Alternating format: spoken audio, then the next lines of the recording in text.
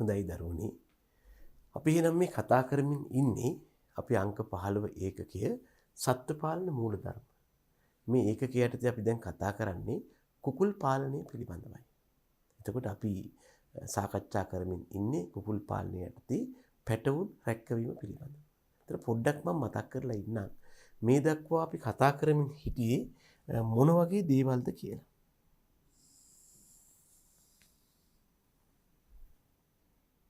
අපි කතා කළේ නැත්නම් කතාව ආරම්භ කරලා තිබුණේ සත්ත්ව පාලනය පිළිබඳවයි.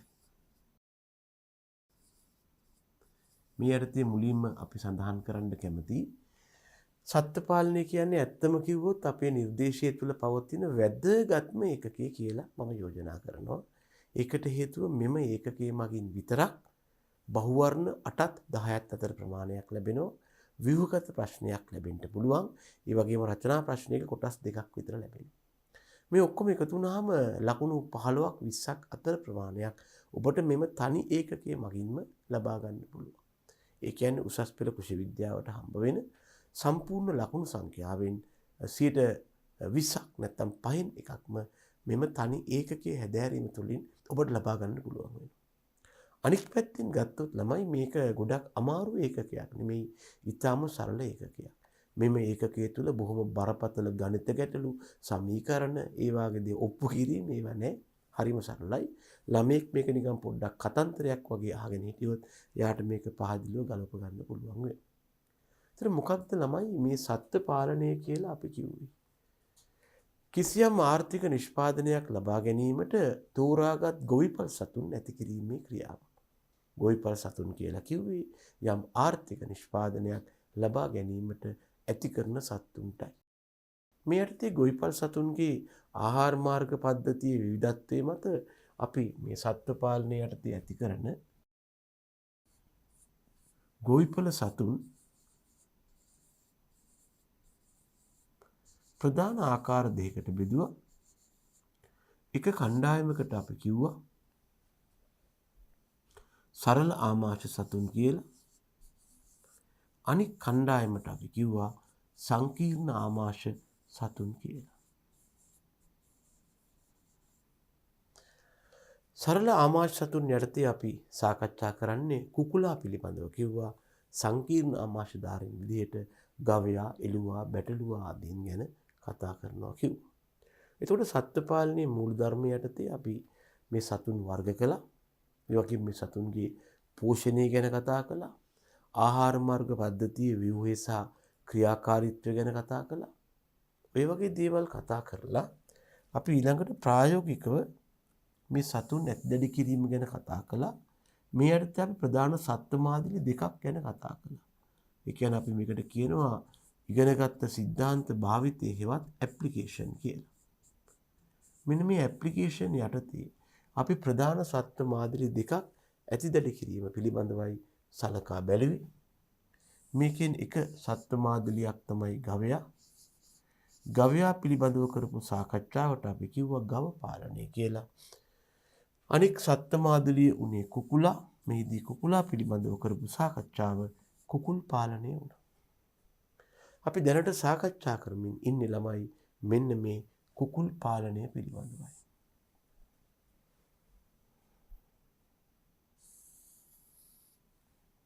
අපි කතා කරමින් ඉන්නේ ඔය කියන කුකුල් පාලනය පිළිබඳවයි.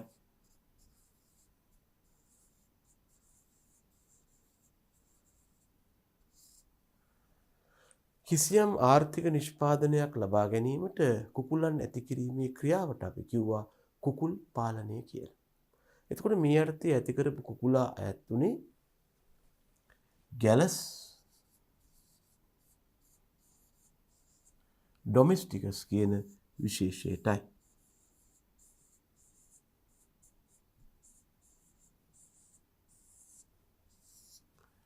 එතකොට මේ කුකුලා අපි කෘෂිකාර්මිකව ඇති කරන මේ කුකුලා කියන සතා ගත්තොත් මේ සතා තුළ අධික විවිධත්වයක් තිබුණා.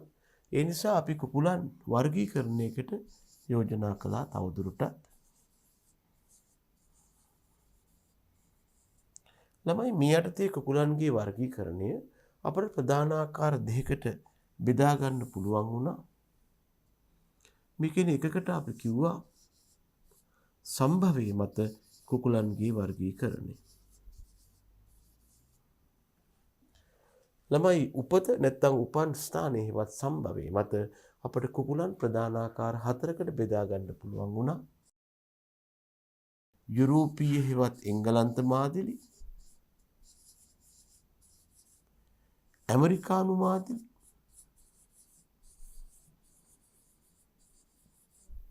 ඒ වගේම මධ්‍යධරණී මාදිලි, ළමයෝ අවසාන වශයෙන් ආසියාතික මාදිලි. මේට අමතරව අපි කුකුලන් සඳහා තවත් වර්ගීකරණ පදනමක් හඳුනාගත්තා. ඒක තමයි මොකටද භාවිතා කරන්නේ හෙවත් උපයෝගීතාව. යොදා ගන්නා ක්‍රියාව හෙවත් උපයෝගීතාව මත අපි කුකුලන් වර්ග කළා.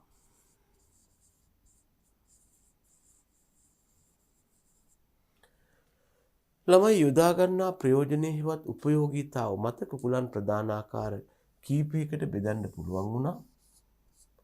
එකක් තමයි අපට හමු වුණා මස් සඳහා ඇති කරන වර්ග. තවදුරටත් හම්බ වුණා බිත්තර සඳහා ඇති කරන වර්ග. ඒ වගේම හම්බ වුණා මස් හා බිත්තර කියන දෙකටම ඇති කරන වර්ග හෙවත් ද්විකාර්ය වර්ග. ඒ වගේම අවසාන වශයෙන් හම්බ වුණා අපිට වෙනත් අරමුණු සඳහා ඇති කරන වර්ග. උදාහරණ අලංකාරය ආදී සඳහා. මේ විදිහට අපට කුකුලන් ඇති කිරීමේ නැත්නම් කුකුලන් වර්ග කිරීමේ ප්‍රධාන ක්‍රම දෙකක් මුණ ගැසුණා. ඊළඟට අපි කතා කළා ශ්‍රී ලාංකීය තත්ත්වයටතේ කුකුලන් ඇති කිරීමේ ක්‍රම පිළිබඳව. කුකුලන් ඇති කිරීමේ ක්‍රම පිළිබඳව අපි ඊළඟට යෝජනා කළා.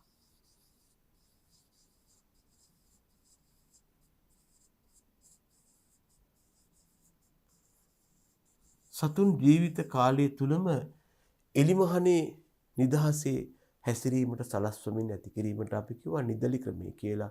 අපට මෙහිදී ආහාර සඳහා කිසිම වියදමක් ගියේ නැහැ. පූර්ණව සතුන් තමාගේ පරිසරයෙන් එයාට අවශ්‍ය ආහාර සපයා ගත්තා.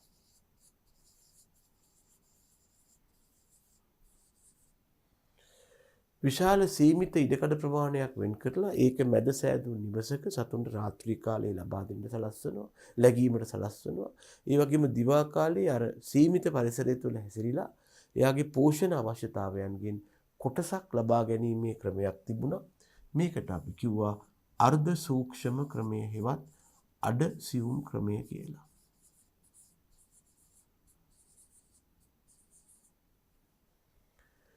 ජීවිත කාලයේ පුරාම අප විසින් ලබා දෙන නිවාසයක් තුළ කුකුලන් ඇති කිරීමක් ගැන කතා කළා.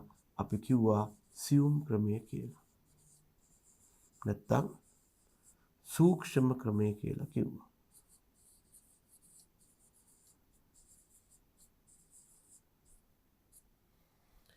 දේශීය තත්ත්වයටතේ කුකුලන් නැති කිරීමේදී වැඩිම ප්‍රවණතාවක් ඇවිල්ලා තියෙන අද තියෙන ඉඩකඩ අනෙකුත් සීමාවන් නිසා මේ සියුම් ක්‍රමයට කුකුලන් නැති කිරීමයි නැත්නම් සූක්ෂම ක්‍රමයට කුකුලන් නැති කිරීමයි. ළමයි දැනගන්න මේ සියුම් හෙවත් සූක්ෂම ක්‍රමය අපි තවදුරටත් ආකාර 3කට වර්ග කළා. සියුම් හෙවත් සූක්ෂම ක්‍රමය තවදුරටත් ආකාර 3කට වර්ග කළා. මේකෙන් එක සියුම් ක්‍රමයක් යටතේ අපි කළේ සතුන් තමන්ගේ ජීවිත කාලය තුලම ඝන ආස්තරණයක් මත ඇති කළා. මේකට අපි කිව්වා ඝන ආස්තරණ ක්‍රමය කියලා.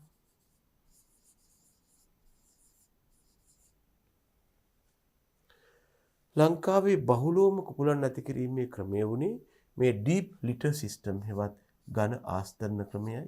10 එව නැත්නම් ලී කුඩු බොල්වි මොනවා හරි වගේ ආස්තරණයක් මත සතා ජීවිත කාලය තුල ඇති කළා.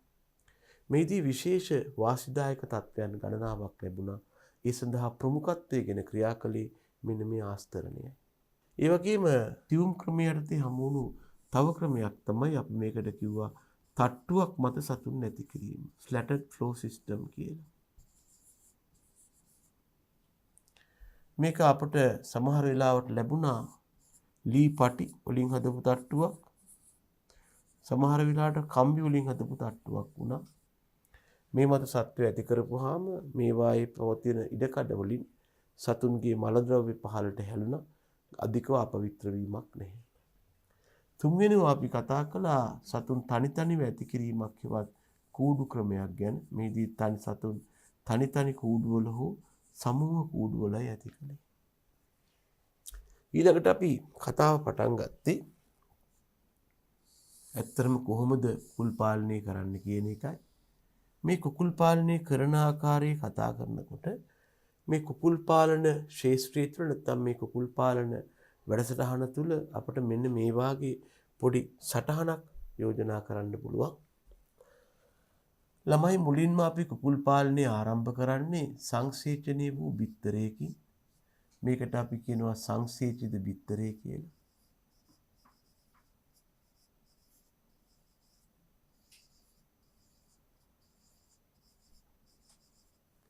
මේ සංසේචිත බිත්තරය දින 21ක කාලයක් සඳහා රැක්කවීම හෙවත් බීජෞෂණයට ලක් කරනවා. මේක ලක් කරනවා දින 21ක කාලයක් රැක්කවීම. මේකට තව නමක් තමයි ඉන්කියුබේෂන් හෙවත් බීජෞෂණය. කාලය දින 21යි. දින 21ක් මේ බිත්තරේ රැක්කවපුවාම අපට ලැබෙනවා කුකුල් පැටවෙක්. එයාට අපි කියනවා day old chick හෙවත් දිනක් වයස ඇති කුකුල් පැටවෙක් කියලා. එතකොට දවස් 21ක් ගත වෙලා ඉවරයි. එතකොට මේ බිත්තර රැක්කවීමවත් බීජෞෂධය ප්‍රධාන ආකාර දෙකකට කරන්න පුළුවන් වෙනවා. එකක් තමයි ස්වභාවික ක්‍රමය. රකින්න කිකිලියක් ලව්වා බිත්තර රැක්කවන්න පුළුවන්. ඇය මේ බිත්තර ගොඩ උඩ වාඩි වෙලා අයගේ දේහයෙන් තාප ශක්තිය ලබා දලා බිත්තර රැක්කවනවා. අනිකට අපි කියනවා කෘත්‍රිම ක්‍රමය කියලා. කෘත්‍රිම ක්‍රමයට බිත්තර රැක්කවීමේදී ඒ සඳහා යොදා ගන්න උපකරණයක් තියෙනවා. මේකට සමහරු කියනවා බිත්තර රැක්කවණය කියලා. සමහරු කියනවා මේකට ඉන්කියුබේටර් කියලා.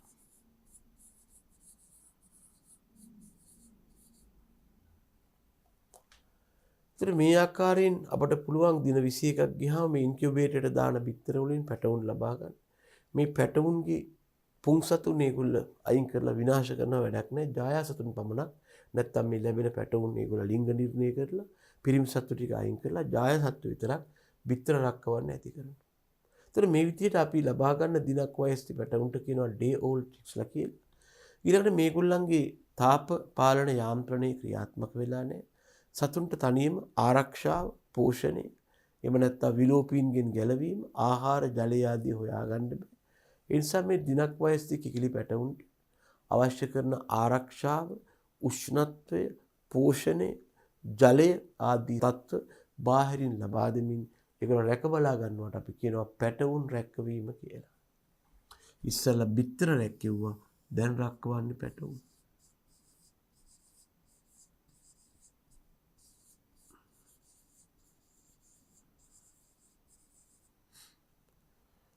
ළමයි සාමාන්‍යයෙන් මේ බිහිවුණු පැටවා මාස 2ක් පමණ යනකම් අපි මේ රැක්කවීමට ලක් කරනවා.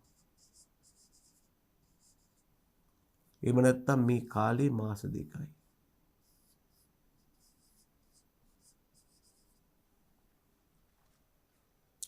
මාස 2ක් අවසානයේ මේ පැටවාට අපි කියන්නේ ගෘහ හෙවත් වර්ධක සතා කියලා.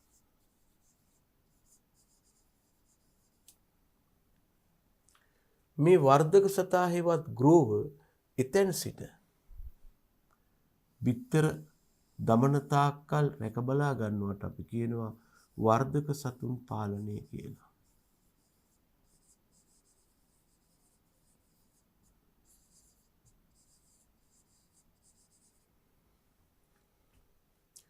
මේක අපට ඉදිරියට සති 72ක් පමණ කාලයක් අවුරුදු 1කමාරක් විතර මේගොල්ලන්ගෙන් බිත්තර ලබා ගන්න පුළුවන්. ඒක ඇත්තට මේ නිවර්ධක සතුන් නෙමෙයි. දැන් මේ වර්ධක සතුන් ගත්තාට පස්සේ ඒගොල්ලෝ බිත්තර දාන්න පටන් ගන්නවා.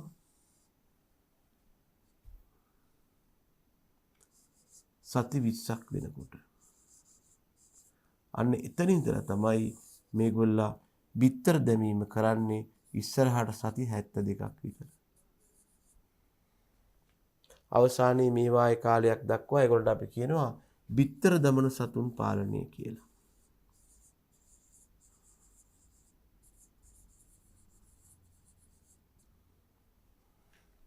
එතකොට මේ කාලේ අවසානයේ ඒගොල්ලන්ගේ ආර්ථික ප්‍රයෝජනෙ අඩුයි. අපි ඒගොල්ලෝ රංචුවෙන් අයින් කරනවා හිවත් පිට ලෑමට ලක් කරනවා.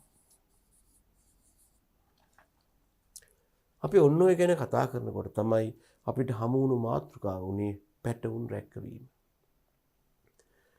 බිත්තරයෙන් බිහි වූ පැටවුන්ට අවශ්‍ය ආරක්ෂාව, ආහාර, ජලය ආදී විලෝපීන්ගේ හානි වැළැක්වීම ආදී කෘතිම ලබා දෙමින් පැටවුන් රැකවීම තමයි කෘතිම පැටවුන් රැකවීම කියන්නේ. ඒ ගැන තමයි අපි දැන් මේ උනන්දුවක් දක්වන්නේ. එතකොට මේ සඳහා යොදා ගන්නා ව්‍යුහයට අපි කියනවා බ්‍රූඩරේ කියලා. අන්නේ බ්‍රූඩරේ තුල තමයි කෘතිම පැටවුන් රැකවීමක් කරන්නේ. අපි කතා කරන්නට යන්නේ මොනවද මේ බ්‍රූඩරේ තුල පවත්වාගත යුතු තත්ත්ව කියලා. බ්‍රූඩරේ තුල පවත්වාගත යුතු තත්ත්වයි අපි දැන් කතා කරන්නට යන්නේ. එකක් තමයි බ්‍රූඩරේ ජීවාණුහරණය කරන්නට වෙනවා. අනික මේක ඇතුළත උෂ්ණත්වය හා සාපේක්ෂ ආර්ද්‍රතාව නිසි පරිදි පවත්වා ගන්නට වෙනවා. නැත්තම් මේ රක්කවනේ දැනගන්න රක්කවනේ කියන්නේ බ්‍රූඩරීටම තමයි තුල වියලි බව හා ආරක්ෂා කරන්නට වෙනවා. වියලි බව ආරක්ෂා කිරීම හා හොඳට සූර්යාලෝකය දෙන්න වෙනවා. උසස් වාතාශ්‍රයක් දෙන්න වෙනවා. එහෙනම් මෙන්න බ්‍රූඩරේ තුල පවත්වාගත යුතු තත්ත්ව හතරක් තියෙනවා. ජීවාණුහරණය, සාපේක්ෂාර්ථතාව, වියලි බව, උසස් වාතාශ්‍රය.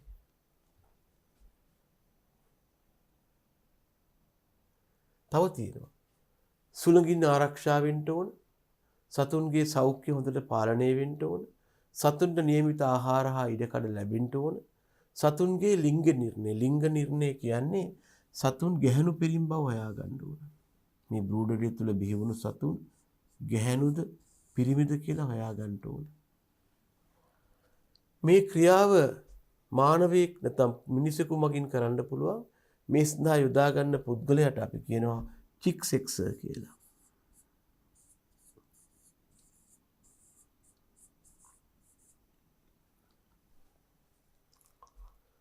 මෙයා පුහුණු වෙලා තියෙනවා අරගෙන බලලා කුකුලා කිකිලි කියන්නේ මොකද හුඟක් වෙලාවට කුඩා පැටවුන් බලපු හැටි කියන්නේ හරි අමාරුයි. මෙයාට ඒ සඳහා එක්ස්පීරියන්ස් එකක් තියෙනවා.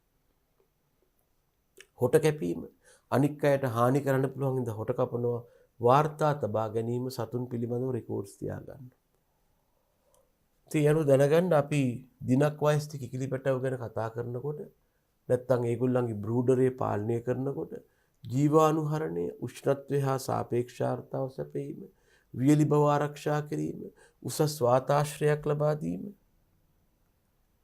සුළඟින් ආරක්ෂා වීම, හොඳින් සතුන්ගේ සෞඛ්‍ය තත්ත්ව පාලනය වීම, ආහාර හා ඉඩකඩ ලබා දීම, සතුන්ගේ ලිංග නිර්ණය ගැහැණු පිරිම් බව තීරණය කිරීම, හොට කැපීම හා වාර්තා තබා ගැනීම කියන පියවර ආවරණය වෙලා තියෙන්න ඕන.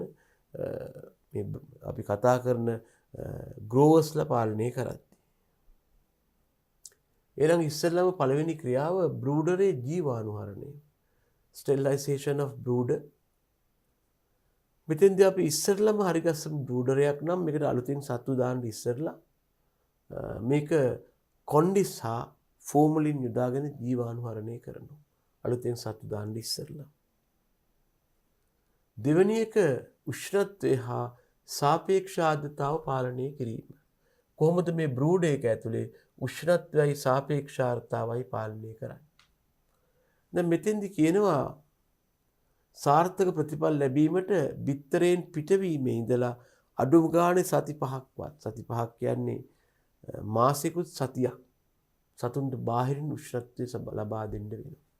ඒ කියන්නේ ඒගොල්ලන්ගේ තාප පාලන යාන්ත්‍රණයේ ඒ තාක්කල් පූර්ණව ක්‍රියාත්මක නොවීමයි හේතුව.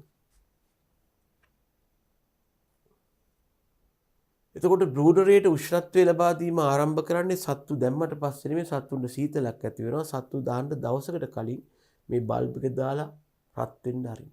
එතකොට යෝග්‍ය උෂ්ණත්වයක් මේක ඇතුළේ නිර්මාණය වෙනවා. දැනගන්න මෙහිදී බ්‍රූඩරියේ සෙන්ටිමීටර් 6ක් 8ක් උසින් සෙන්ටිග්‍රේඩ් 35ක් පමණ උෂ්ණත්වයක් අපට තියාගන්න සිද්ධ වෙනවා. මේ තියෙන බ්‍රූඩරියේ ගෙවීම නම් මේකේ ඉඳලා සෙන්ටිමීටර් 6ක් උසින්.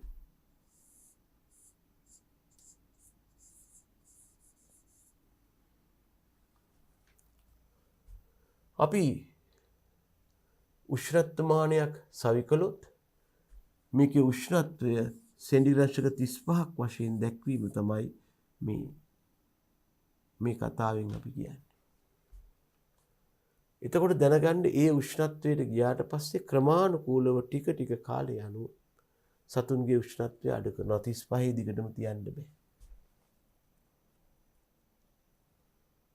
මේ තියෙන්නේ වයස අනුව ඒගොල්ලන්ගේ උෂ්ණත්වය අඩු කරන් යන විදිය. සතුන්ගේ වයස සතියක් නම් උෂ්ණත්වය සෙන්ටිග්‍රේඩ් 35ක් අවශ්‍ය වෙනවා. සති දෙකක් නම් ඒක ටිකක් අඩු වෙනවා 32.2කට. සති 3ක් නම් 29.4ක්, 4ක් නම් 26.7ක්, 5ක් 8ක් අතර 21.1ක උෂ්ණත්වයක් ලබා දෙනවා. මෙන්න මේ විදිහට අපි සතුන්ට නියමිත උෂ්ණත්වය ලබා දීම වැදගත් වෙනවා. එතකොට දැනගන්න සතුන්ට අවශ්‍ය කෘත්‍රිම උෂ්ණත්වය සපයන්න විදුලි බබුළු, ලම්තෑරුම්, ගෑස් තාපක, කුඩුලිප්, රත්තු වායු ධාරා ආදී යොදා ගන්න පුළුවන්. වැදගත්ම දේ වෙන්නේ මේ සතුන්ට කොහොම හරි අවශ්‍ය උෂ්ණත්වය ලැබෙන එකයි.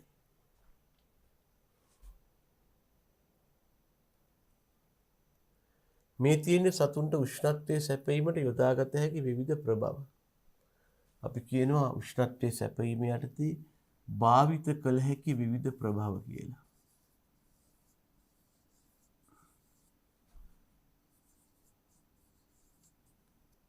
විවිධ ප්‍රභව මේ තියෙන්නේ.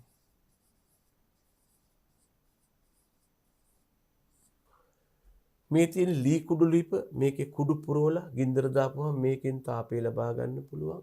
ඊළඟට මම අර කිව්ව විදිහට කහ පැහැති විදුලි බබුලක් දැම්මොත් ඒකෙන් ආලෝකය ලබා ගන්න පුළුවන්. එහෙම නැත්නම් මේ වාගේ කිසියම් ව්‍යුහයක් ඇතුළත අපට පුළුවන් මේ විදිහට ලාම්පුවක් නිර්මාණය කරන්න. එතකොට මේක සත්තු පිච්චෙන්න එහෙම හේතුවක් නැහැ. එහෙම නැත්නම් අපට පුළුවන් හීටර්ස් භාවිතා කරන්න මේ වගේ පේනු මගින් වැඩ කරන්න. ඒ වගේම අපිට හීටර්ස් වලින් කරන්ට් එක ගන්නත් පුළුවන්. එහෙම නැත්නම් විදුලි බලය කියලා මෙතනට කියන්න පුළුවන්.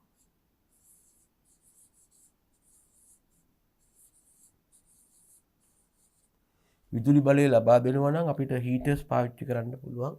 එහෙම නැත්නම් මේ වගේ විදුලි ලාම්පු පාවිච්චි කරන්නත් පුළුවන්. හීටර්ස් භාවිතය ලංකාවේ නම් විතරක්ම ප්‍රචලිත නැහැ සතුන් සඳහා. විදුලි බලය යටතේ කරන්නේ මේ විදුලි බල්බ දල්වන එක තමයි. එතකොට අපිට පුළුවන් මේ තාප ප්‍රභාවය කූඩුවේ ඉඳලා උඩට පල්ලෙහාට ගෙනහිල්ලා අවශ්‍ය උෂ්ණත්වයේ සත්තුන්ට හඳුන්වා දෙන්න. එතකොට සත්තු කූඩුවට දාන්න පැය 24කට පෙර සිට තාපයේ සැපීම ආරම්භ කරන්න ඕන. එතකොට තමයි නියමිත කාලයේ අවසානයේ යෝග්‍ය උෂ්ණත්ව වගයකට ඇවිල්ලා තියෙන්නේ. ඒ වෙලාවේ දාලා හරියන්නේ නැහැ. දැනගන්න වොට් 100ක බල්බ් එකක් සෙන්ටිමීටර් 5ක් ඉහළින් දාපුවාම මේක සත්තු 100කට සෑහෙනවා. දැන් මේ වොට් ආදී පිළිබඳව අපි සැලකිලිමත් වෙන්නේ නැහැ.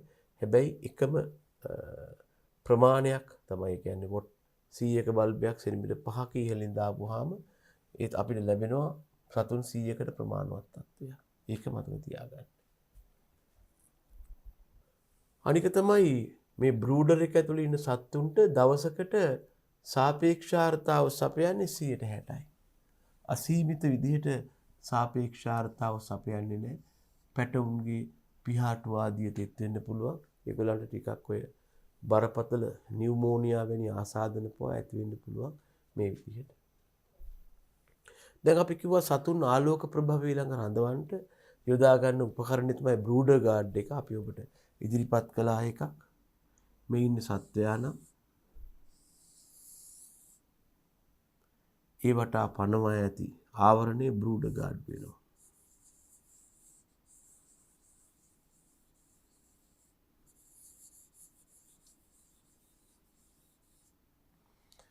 එතකොට මේ බ්‍රූඩර් ගාඩ් කියන එක කාඩ්බෝඩ් රවුමක් කිව්වා. මේක සතුන්ට උෂ්ණත්වය අවශ්‍ය වෙන විදිහට ලොකු කරගෙන යන්න පුළුවන් කිව්වා. එතකොට අපිට දවස් 7ක් 9ක් ගියාම මේ බ්‍රූඩර් ගාඩ් එක අයින් කරලා මේ සත්තු ඔක්කොම නිදහසේ අපිට හූඩුව ඇතුලේ ගමන් කරන්න දෙන්න පුළුවන්. මේක ඇතුලේ සත්තුන්ට ලැබෙන උෂ්ණත්වය හොඳද නරකද ඇද්ද මදිද හොයන්න ක්‍රමයක් තියෙනවා. දැන් මෙතන මේ තියෙන ගිනි ගොඩක් නෙමේ තාප ප්‍රභවයේ දාපුවම සත්තු මේකේ ඈතටම ගිහිල්ලා ඉන්නවා. ළඟ නෑ කොහොම සත්තු ඉන්නේ ඈත. මොකක්ද මේකට හේතුව? උෂ්ණත්වය දරා ගන්න බැරි තරම් අධිකයි. නැත්තම් too hot. දැන් බලන්න මේ මැදේකේ සත්තු අහඹ විදියට හැමතැනම විසිරලා ඉන්නවා. කොහෙවත් වැඩිපුරත් නෑ අඩුපුරත් නෑ. එහෙනම් මේකට අපි කියනවා average නැත්තම් සාමාන්‍ය තත්ත්වය කියලා. මේකේ තියෙන්නේ ගොඩක් සීතල තත්ත්වය. අපි ගොඩක් උඩින් තමයි බල්බ් එක දාලා තියෙන්නේ. ඒ නිසා තාපය ලැබෙන්නේ අඩුවෙන්. ඒ නිසා ඔක්කොම ටික එකට ගුලි වෙලා ඉන්නවා.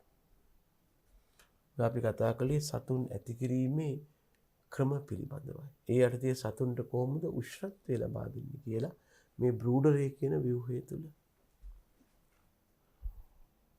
ඊළඟට වැදගත් වෙනවා මේ බ්‍රූඩරේ හෙවත් රක්කවණේ තුල වියලි තත්ත්ව පවත්වා ගන්න එකයි හොඳට සූර්යාලෝකය ලැබෙන සලස්වන එකයි. දැනගන්න මේ බ්‍රූඩරේ ඇතුලේදී ඇතිවන උෂ්ණත්වයට සමාන්තරව નિયમિત කාලයක් සඳහා ආලෝකය සපයන්න ඕන. ඒක උෂ්ණත්වයේ මත තීරණය වන දෙයක්.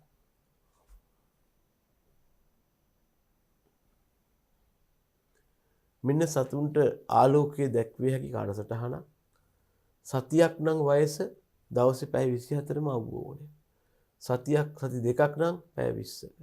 සති 4ක් නම් පැය 18ක. පැය 6ක් නම් සති 12ක.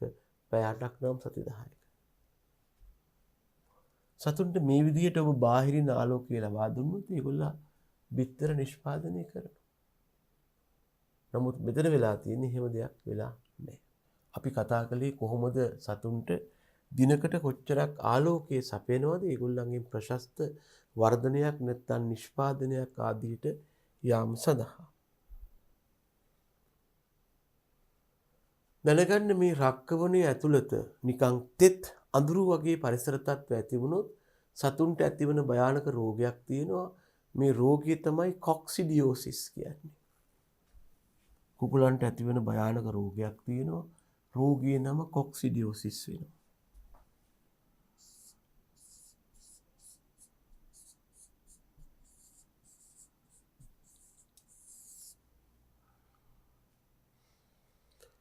මේ රෝගයට අපි කියනවා කොක්සිඩියෝසිස් කියලා. මේක ප්‍රොටොසුවා රෝගයක්. සතුන්ගේ මල ද්‍රව්‍යات එක්ක තමයි මේ ප්‍රොටොසුවා ජීවියා සතුන්ගේ දේහයට ගමන් කරන්නේ. ගමන් කරපු හැටියෙන් මොකද වෙන්නේ? මේ ශුද්‍ර ජීවීන් ගුණණය වෙලා කේට ග්‍රන්ථියේ එස්ටැබ්ලිෂ් වෙනවා. ඊළඟට ගවයා ගිහිල්ලා ශාකයක විෂ උරා බොනකොට මේ උරා බොන විෂත් එක්ක මොකද වෙන්නේ? මේ කේට ග්‍රන්ථි වල තියෙන බැක්ටීරියා ආපහු අපේ දේහයට ඇතුල් වෙනවා. අපි ඊළඟට මේ ප්‍රොටොසුවාවා සහිතව නැත්තම් ගවයා අපි ගත්තොත් මෙයාගේ ප්‍රොටොසුවාවා ඉන්නවනම් දැන් මොකද වෙන්නේ? යාට රෝග ලක්ෂණ දක්වනවා. ඒ වගේම නිරෝගී තත්වයක් යටතේ වුණත් ආපහු මේ රෝගය පැතිරෙන්න පුළුවන්. දැනගන්න ඇත්තටම මේ රෝගය කේටේ මගින් නෙමෙයි ගොඩක් වෙලාවට පැතිරෙන්නේ මේ ප්‍රොටොසුවාවන් මගින්. ඒගොල්ලෝ ගොඩක් වෙලාවට ආහාර මාර්ගයේ කීට ග්‍රන්ථි වල ඉන්නවා. යුෂෝරා බීමක් වෙන්න ඕනේ. ඇත්තටම මෙතෙන්දී ඒගොල්ලෝ මේ ගුණණය වෙලා ඊළඟට මල ද්‍රව්‍යات එක්ක ඇතුල් වෙනවා. දැනගන්න සමහර රෝග කීටේ සමග පැතිරෙනවා. සමහර රෝග හැබැයි පැතිරෙන කීටේ මගින් නෙමෙයි මල ද්‍රව්‍ය සමග. කොක්සිඩියෝසිස් කියන්නේ මල ද්‍රව්‍ය සමග පැතිරෙන රෝගයක්. සමහර රෝග තියෙනවා කීටයත් එක්ක ගමන් කරන්නේ. හරිද? මෙතෙන්දි වෙන්නේ මෙයා ගිහිල්ලා රෝගී සතෙක් මල පහ කරපුවාම ඒ මල ද්‍රව්‍ය වැටෙනවා යම් තැනක. නිරෝගී සත්තු එයාවට ඒවා මෙයා කනකොට ඒ සමග මේ රෝගකාරකයාත් එයාගේ ඇවිල්ලා කේට ග්‍රන්ථි ආදී ආහාර මාර්ග පද්ධතියේ ඉන්නවා. ඉඳලා මොකද වෙන්නේ? ගුණණය වෙලා ආපහු මල ද්‍රව්‍ය සමග පිට වෙනවා. ඒ සමග අපි නැත්තම් ප්‍රත්‍යයාගේ ඇඟට රෝග ලක්ෂණ ඇති කරනවා. එයා කරන්නේ රුධිරයේ බිඳ හෙරලා ඒකේ තියෙන පෝෂක ලබා ගන්න එක. එතකොට මල ද්‍රව්‍ය හරහා දිගටම පැතිරීගෙන යනවා මේ රෝගේ. ඒතර මේක ටිකක් භයානක රෝගයක්. මාරාන්තික වෙන්න පුළුවන්.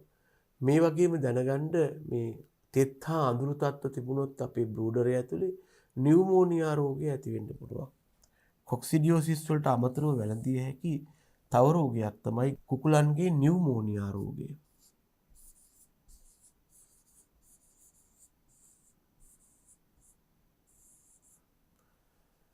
කුකුලන්ගේ නියුමෝනියා රෝගය මේකත් කුකුලන්ගේ ශ්වසන පද්ධතිය ආශ්‍රිත ආසාදනයක් වෙනවා.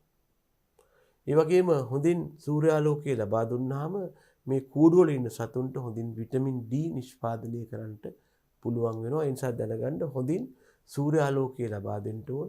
ඒ වගේම අතුරුණුව තෙත් වෙලා තියෙනවා නම් ඒක වියලීමට අපි අලුහුණු භාවිතා කරනවා. තෙත් වූ ස්ථානට අලුහුණු ගහපුවාම එතන වේලෙනවා. එහෙනම් ඊළඟට දැනගන්න ඕන කොහොමද අපි මේ බ්‍රූඩරය තුල උසස් වාතාශ්‍රයක් ලබා දෙන්නේ කියලා. දැනගන්න බ්‍රූඩරයට උසස් වාතාශ්‍රය ලැබීම යටතේ හොඳින් ඔක්සිජන් වායුව ලැබෙන්න ඕන. ඒ වගේම බ්‍රූඩරය තුල ප්‍රතිඵල වන කාබන් ඩයොක්සයිඩ්, ඇමෝනියා වැනි වායුන් ඉවත් වෙන්න ඕන. ඒ වගේම සතුන් සුළඟින් ආරක්ෂා කරගන්න ඕන. අපේ බ්‍රූඩරි තුල වාසය කරන්නේ කුඩා පැටවුන්. ඒගොල්ලෝ අධික සුළං හානියට ලක් වුණොත් එක පැත්තකින් යාන්ත්‍රික හානිය ඇති වෙනවා. අනික් පැත්තෙන් මොකද වෙන්නේ? මේ සතුන්ට ශීත සුළං දේහගත වීමෙන් අපිට නැත්තම් සතාට නියුමෝනියා රෝගය වැළඳෙනවා. දැනගන්න විශේෂයෙන්ම කුකුල් පැටවුන් හරිම සංවේදී වෙනවා. ඒගොල්ලන්ගේ මොනවද? පෙනහළු ආදී ඊටාම ආසාදිත වෙනවා මේ වගේ ආසාදන නියුමෝනියා වැනි තත්ත්වයන්.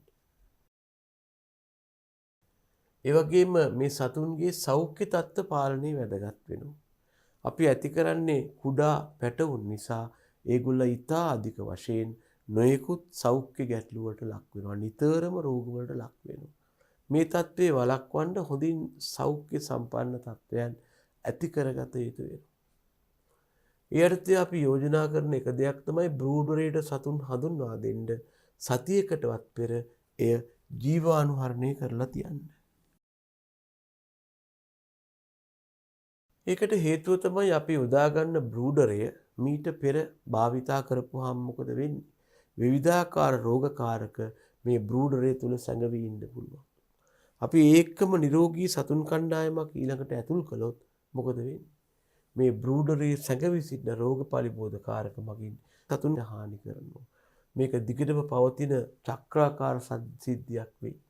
ඒ தත්ත්වේ වළක්වන්න මොකද අපි කරන්නේ? මේකට සත්තු දාන්න කලින් මේක ජීවාණුහරණය කරනවා. එහෙම කරලා මේකේ ඉන්න විෂ බීජ විශේෂයෙන්ම ඔය හානිකර කෘමීන් ආදී මරලා තමයි මේකට අපි සතුන් ඇතුල් කරන්නේ. මේකට සතුන් ඇතුල් කරද්දී අපි වග බලා ගන්න ඕන දෙයක් තියෙනවා.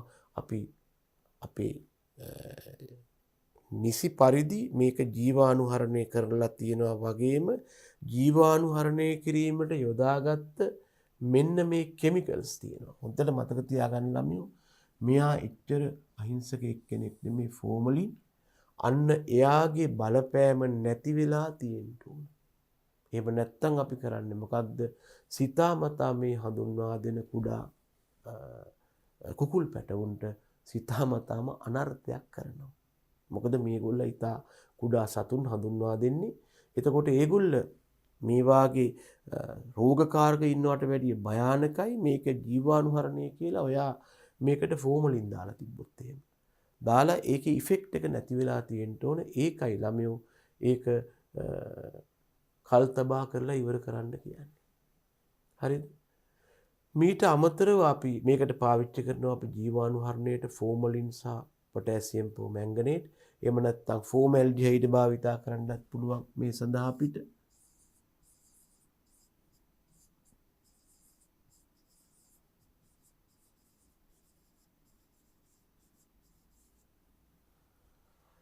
මීට අමතරව සතුන් මේ කූඩු වලට දානකොට දාලා ඉන්නකොට මේ බ්‍රූඩර් එක ඇතුලේ හොඳ ප්‍රතිශක්තිකරණ ක්‍රියාවලියක් ඒගොල්ලන්ට අනුගමනය කළ යුතු වෙනවා.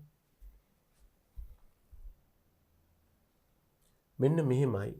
උපතේදී මේගොල්ලන්ට මරෙක්ස් එන්නත ලබා දීලා තියෙන්න ඕන.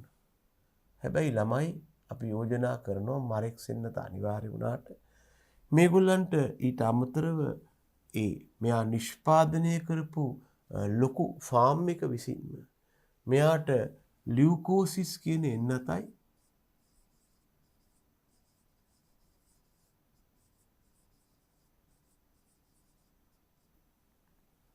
ගම්බෝරෝ රෝගය කියලා රෝගයක් තියෙනවා. මුලින්ම හොයාගත්තේ ඇමරිකාවේ ගම්බෝරෝ කියන ප්‍රාන්තයෙන්.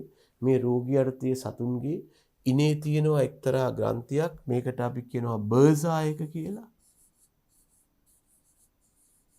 මෙන්න මේ වසා ග්‍රන්ථිය ඉදිමෙනවා. ඒ රෝගීට අපි කියන්නේ ඇමරිකාවේ ගම්බෝරෝ ප්‍රාන්තයෙන් හොයාගත්ත නිසා ගම්බෝරෝ රෝගය කියලාමයි.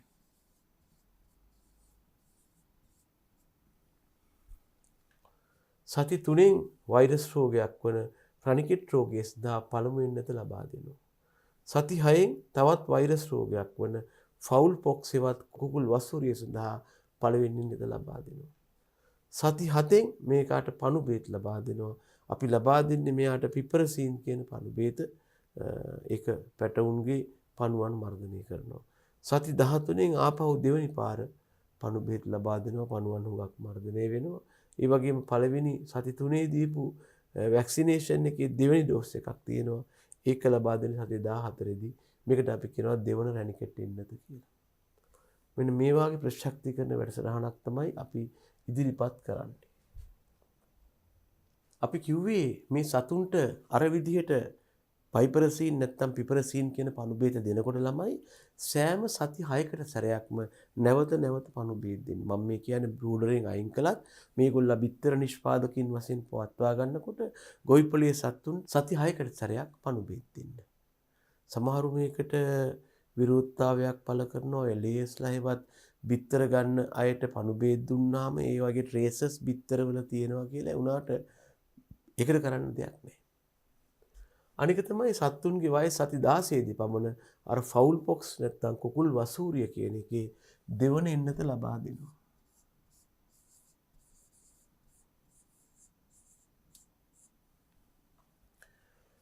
ඔය කතා කළේ සතුන්ගේ සෞඛ්‍ය ගැනයි. ඊළඟට මේ බ්‍රූඩර් එක ඇතුලේ කොහොමද ආහාර ඉඩකඩ ලබා දෙන්නේ කියන එක වැදගත් වෙනවා. බ්‍රූඩරයට ඇතුල් කරපු දවසේ විසිරී හිඳනවයි කියන්නේ සත්තු ටික ඔක්කොම බ්‍රූඩරය තුල එහාට මෙහාට ඇවිදිනවා. අපි බ්‍රූඩර් ගාඩ්ස් දාලත් නැහැ. එහෙම විශේෂ දෙයක් නැහැ. ආපු හැටි මේගොල්ලන් නිකන් එහෙට මෙහෙට ඇවිද ඉන්නවා. අපි පළවෙනි දවසේ මේගොල්ලන්ට විශේෂයෙන් කෑම දෙන්න යන්නේ නැහැ. ඒකට හේතුව මේගොල්ලා ඉන්කියුබේටරෙන් එළියට ගත්ත හැටි කලින් බිත්තරයක් වශයෙන් තිබිලා ලැබිච්ච සංචිත ආහාර ගොඩක් මේගොල්ලෝ තුල තාමත් තියෙනවා. ඒ නිසා දවසක් දෙකක් යනකම් මේගොල්ලන්ට ආහාර නැහැයි කියලා ගැටලුවක් නැහැ. කොහොමද පළවෙනි දවසේ විතරක් මේගොල්ලන්ට කෑම නොදී ඉන්නවා. ඒ වෙනුවට අපි කරන්නේ මොකක්ද? උණු කර නිවාගත්ත ජලය පානය කරන්න සලස්වනවා. අවශ්‍ය නම් මේ පානය කරන ජලයට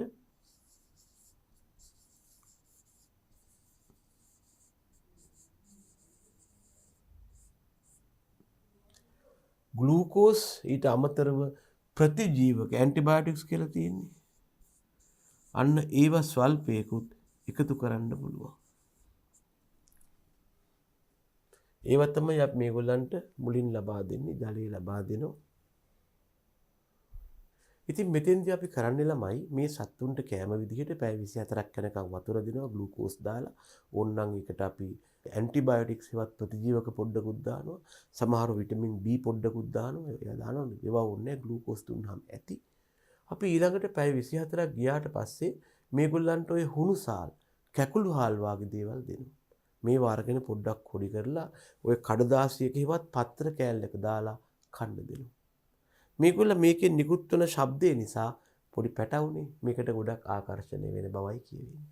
ඊළඟට මේගොල්ලන්ට චික් බූස්ටර් කියන කෑම එක දෙන්නත් පුළුවන්. ඒ වෙනුවට අපිට මේ පොඩි කරගත්ත කැකුළු හාල් හුණුසාල් වෙනුවට චික් බූස්ටර් කියන කෑම වර්ගය දෙන්නත් පුළුවන්.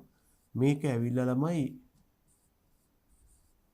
පැටවුන් සඳහා වාණිජ්‍යව මිලදී ගන්න පුළුවන් කුකුල් කෑම වර්ගය. මේක කැට ආකාරයෙන් තමයි එන්නේ. මේක දෙන්නත් පුළුවන්. ඊළඟට තව එකක් තියෙනවා චික් මෑෂ් කියලා එකක්. මේක එන්නේ පොඩ්ඩක් කුඩු විදිහට. පළවෙනි දවසේ චික් බූස්ටර් දීලා කැට විදිහට ඊළඟට ඕනනම් ඔයාට චික් මෑෂ් ඩස්ට් එක නිකන් මේ කුඩු කුඩු තියෙන එකට යන්න පුළුවන්. කොහොමද දැනගන්න පැටවුන්ට ලබා දෙන ආහාර සලාකේ ප්‍රෝටීන් 18ක් තියෙනවා. පරිවෘත්තික ශක්තිය නැත්තම් මෙහි ගැබ් වෙලා තියෙන ශක්තිය ආහාර කිලෝග්‍රෑමයට කිලෝ කැලරි 2900ක් තියෙනවා. සිද්ධිය පැහැදිලි. ඊළඟට මේ සත්තුන්ට ප්‍රමාණවත් තරම් ඉඩකඩ ලබා දෙන්න ඕන.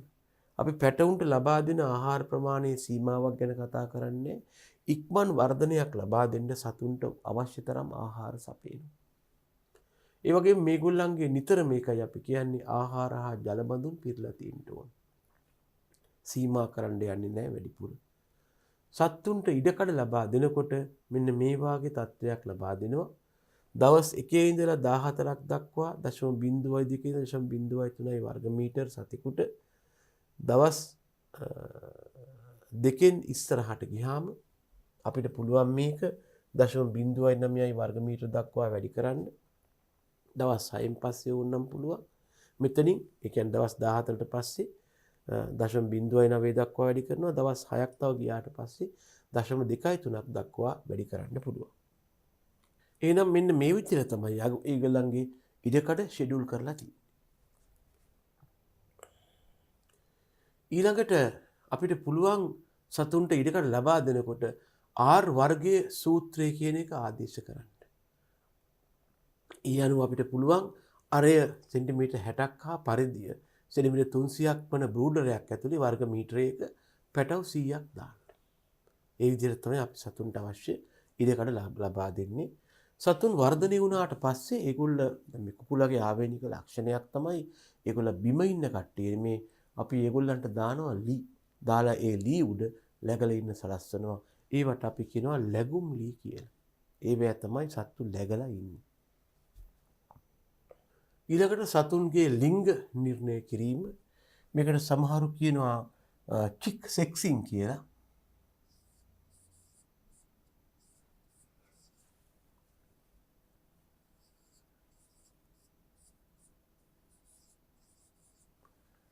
අපි දැනගන්න අපි ඉන්කියුබේටරයක් තියෙන සමාගම් වලින් තමයි පැටව මිලදී ගන්න. ඇත්ත කතාව මේකයි. ඔය සමාගම් වල අර ඉන්කියුබේටරය කියන ව්‍යුහයෙන් දින 21ක් ගියාම සත්තු ලක්ෂ ගාණක් එක සැරේ එළියට ගන්නවා. ගත්තට පස්සේ ඕකේ ඉන්නවා ළමයෝ පුහුණුව ලැබපු කට්ටිය. ඒගොල්ලෝ ඉතින් අර මාස් දාලා ඒප්‍රන් ඇඳලා හොඳ තොප්පි වගේ දාලා හොඳ ආරක්ෂිතව ඉන්නේ. සෞඛ්‍ය ආරක්ෂිත. මොකද පැටියට පොඩි විෂ බීජයක් ගියත් මැරෙන්න පුළුවන්.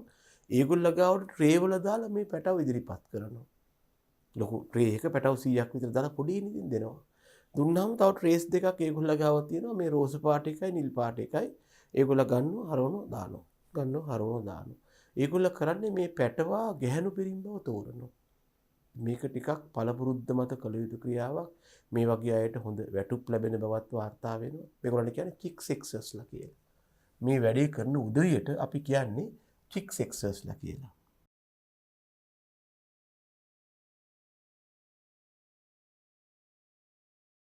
ඒගොල්ලෝ තමයි ගැහණු පිරිම් වශයෙන් වෙන් කරගන්නේ. ඒව වෙන් කරලා ඉතින් ඇත්තම කිව්වොත් ගැහණු සතුන් තමයි දිනක් වයස්ක කිරිපැටව වශයෙන් අලෙවි කරන්නේ. බොහෝ විට මේ පුද්ගලික ගොවිපල් වල මේ පුං සතුන් නැත්තම් කුකුල් පැටව විනාශ කරනවා ඇත්තට. ඉස්සරම කාලේ නම් ගිනි තිබ්බා. ඊට පස්සේ නොයෙකුත් ඒ සුප් කැට ආදී සෑදීමට මේගොල්ලා ඒ සෙට් එක පිටින් අරන් ගිහලා ස්ටීම් කරනවා තම්බලා එහෙම සුද්ධ කරලා ග්‍රයින්ඩ් කරලා සුප් කැට ආදියට දානවා. එතකොට දැනගන්න අතෙන්දි සෙක්සින් කරලා ආවත් අත්වැරදීමක් වෙලා මේ කිකිලි පැටව වස්සේ කුකුල් පැටව ඉන්න පුළුවන්. ඒ නිසා අපිත් පොඩ්ඩක් පරීක්ෂා කරලා බලනවා මේකේ කුකුල්ලු ඉන්නවද කියලා. සමහරට අපිට ඔය පොඩියට කරමල් එහෙම හම්බ වෙනුත් එහෙම ඒවා ඒ කට්ටිය අපිට අග්ගාලා අයින් කරනවා. මොකද ඒගොල්ල තේරුම් අරන් මේ වැඩක් නෑ. ඊට අමතරව ජම්බාලිය පරීක්ෂා කරන්නත් පුළුවන්. අපිට දැන් වෙලා තියෙන්නේ කුකුලගේ ශිෂ්ණය ශීන වෙලා ගිහින් තියෙන්නේ. ඒ නිසා හොඳින් පරිස්සමෙන් පරීක්ෂා කළොත් තමයි අපට මේක හඳුනා ගන්නට පුළුවන් වෙන්නේ. හරිද ළමයි? ඊළඟට තව කරන වැදගත් සාත්තු ක්‍රියාවක් තමයි හොට කැපීම. මේකට කියනවා අපි ඩීබීකින් කියලා. දැන් මේකට හේතුව තමයි මේ කුඩා සතුන් කුඩා කාලෙදී වුණත් කරන වැඩක් තමයි අනික් සතුන්ට කොටනවා. මේක පුරුද්දට ගියොත් මහා කරදරයක් වෙනවා. ඒකට හේතුව මේ කොටපුවාම ලේ ආවොත් ඔය ලේ රස වැටුණට පස්සේ ඒ වගේ වෙලාවට සත්තු මැරෙනකන් අනික් ඒවා කොට ලේ බොන්න පුරුදු වෙනවා. මේකට අපි කියනවා කැනිබලිසම් හෙවත් ඇන කොටා ගැනීම කියලා. මේක හරි බරපතල ගැටලුවක් වෙනවා කුකුල් ෆාම්ස් වල. ඒ නිසා මේක වළක්වන්න මොකද අපි කරන්නේ? හොට කපලා දානවා. මේකට අපි කියනවා ඩීබීකින් කියලා. දවස් 5-10 හෝ සති 4-6 කරන්න පුළුවන්. මේකට තියෙනවා පොඩි අර නියපොතු කපන යන්ත්‍රය වාගේ නිකන් පොඩි කටර් එක වාගේ කරලා ඒකෙන් ටොක් ගාලා හොට කපලා දානවා. එතකොට මෙතෙන්දි කරන්නේ ළමයි සතාගේ උඩ හොටෙන් 3න් 2ක් යටේකින් 3න් 1ක් කපලා රත් වූ පෘෂ්ඨයක මේක තිබ්බහම අයන් එක වාගේ අයන් එකක් නෙමෙයි මේ වාගේ තහඩුවක් තියෙනවා. මේකේ ලේ ගලන්න නැතුව සීල් වෙනවා. නැත්තම් මේකෙන් ලේ එන්න බලනවානේ. සත්තුන්ට මෙතෙන්දි පොඩි ස්ට්‍රෙස් එකක් එනවා. මේක වේදනාවක්. මේක වළක්වන්න විටමින් හා ග්ලූකෝස් මිශ්‍ර කරපු ජලය දුන්නාම කලින් දවසේ ඉඳලා මේක පොඩ්ඩක් ඒගොල්ලෝ දරා ගන්නවා. කොට කැපීමෙන් වළක්වන්න පුළුවන් දේවල්. එන කොටා ගැනීම වළක්වන්න අමතරව සතුන්ගේ පිහාටු වලට කොටනවා අනික් අය. ඒ වගේම බිත්තර බිඳලා කනවා ඉස්සරහට. අනික් ආහාර අපතේ යනවා. තුලිත ආහාර නිසි පරිදි උපයෝජනය වෙන්නේ නැතුව යනවා. ශබ්දය අවම කරන්න පුළුවන්. හොට කනපුවම කෑ ගහන්න බෑනේ වැඩි. මේ වාගේ ක්‍රියාවන්ට අපි ඩීබීකින් හෙවත් හොට කැපීම කරනවා තමයි. අවසාන වශයෙන් දැනගන්න අපට සිද්ධ වෙනවා අපේ ෆාම් එකේ සත්තු පිළිබඳව රෙකෝඩ්ස් තියාගන්න, වාර්තා තියාගන්න. කවද්ද සත්තු ගෙනාවේ, කොච්චරක් ගෙනාවද, මොනවද දීපු වෙන්නත්, මොනවද ලබා දෙන සලාකය, කොහොමද මේගොල්ලන්ගේ සෞඛ්‍ය තත්ත්වය, බර කොහොමද ආදී පිළිබඳව අපි තොරතුරු වාර්තා කරනවා. ඉතින් දරුවනේ අපි මේ අනුව කතා කළේ කුකුල් පාලනයේ අනාගතයේදී හොඳ සත්තු ලබා ගැනීමට අපට යොදාගත හැකි පැටවුන් කොහොමද නැත්නම් පැටව් පාලනය පිළිබඳවයි මේ සාකච්ඡා කළේ. එහෙනම් පුතේ මම මෙතනින් මේ පාඩම නිමා කරනවා. මෙබඳුම පාඩමකින් යලිත් ඔබ සමග එකතු වීමටයි බලාපොරොත්තුව. එහෙනම් පුතේ ආයිබෝවන් කි